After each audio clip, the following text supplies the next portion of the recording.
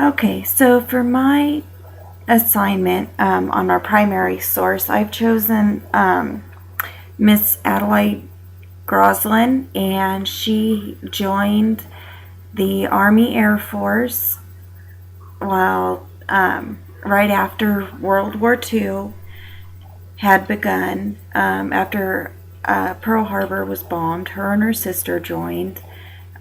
She was probably around her early 30s when she joined. She was already a registered nurse and was living in Morgan Hill, California at the time. I have two diaries, one from 1943 and one from 1944, that talk about her life as a nurse at that time and different cases that she had treated while working in the military hospitals. Her and her sister were both stationed in Riverside, California, and she reached the rank of first lieutenant before she was discharged.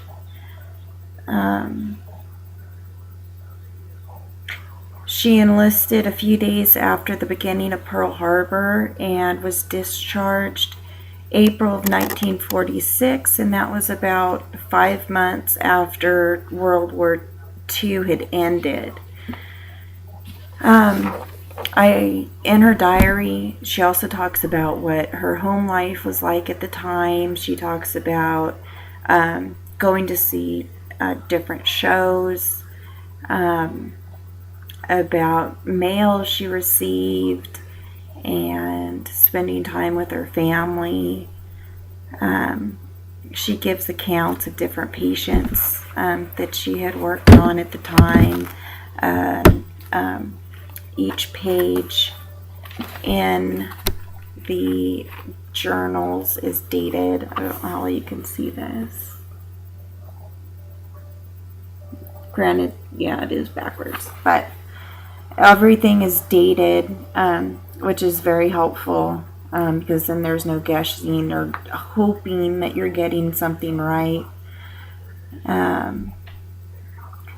And I also have a notebook in which it appears that it was notes taken in a classroom setting about rank of different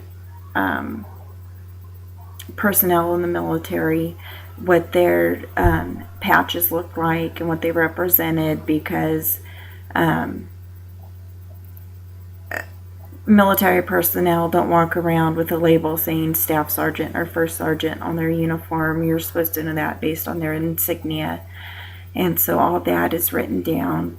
There's also notes taken about what to do for infectious disease control, how the hospital room should be set up based on what cases should be located in what areas. There was also a list of articles that are issued, that are standard issue. For women at that time, there were 14 different articles, including 2 different colored caps. There was 2 different styles of jacket, one being a long trench coat style and the other being more of a blazer jacket. And then there was also a list of approved garments that they had to wear that had to be purchased on their own. It gives insight to a time period that we wouldn't otherwise know about. We know the events in history books and what the government and writers tell us happened, and to be able to look at it from a point of view of somebody that was there with a first-hand account is pretty interesting.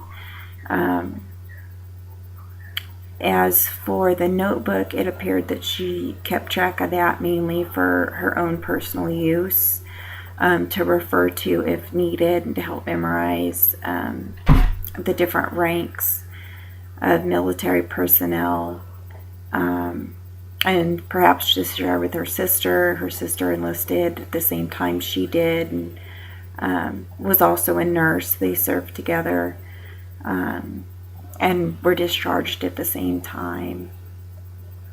Other than that, the diaries were probably kept for personal use, and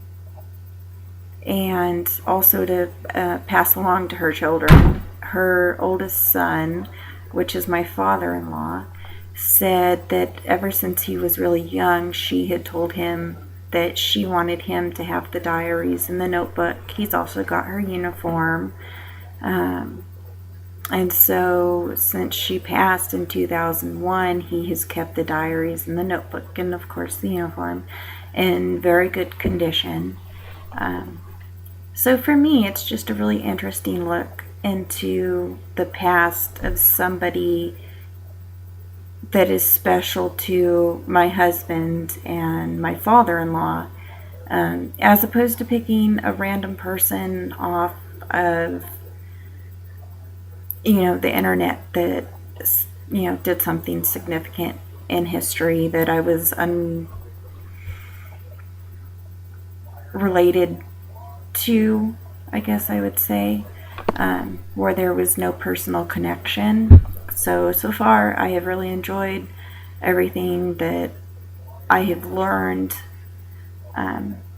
while gathering information for this project.